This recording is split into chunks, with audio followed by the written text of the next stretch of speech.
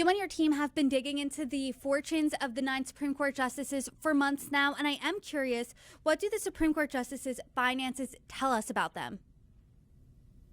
I think it underscores a couple of different things about the justices and their finances.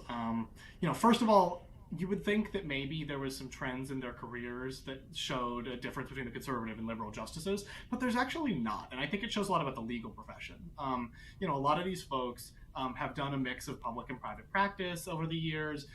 Obviously, they've ended up doing more public service jobs over the years because in order to become a Supreme Court justice, you've got to spend a lot of time in those kinds of positions beforehand, at least in most cases.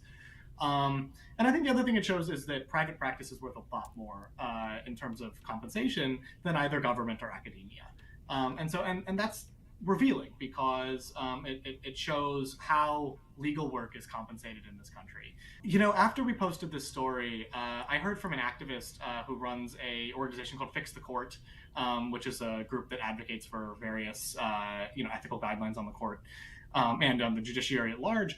And they pointed out that one of the things we could do to try to fix some of these ethical issues that have come up on the court, these glitzy vacations, these giant book deals that they're signing that sometimes raise ethical issues, that kind of thing, is to actually pay the justices more. They're already making $250,000, $300,000 a year. That's plenty of money, right? But that's still not a lot compared to, the if you're at the top of your field as a partner at a big law firm, you're making millions of dollars a year. And so if you actually paid the justices more to make, and and other public servants, paid judges more, paid solicitor generals more, all of the these lawyers across the political spectrum, you wouldn't have the government competing with private practice to for the best people, right?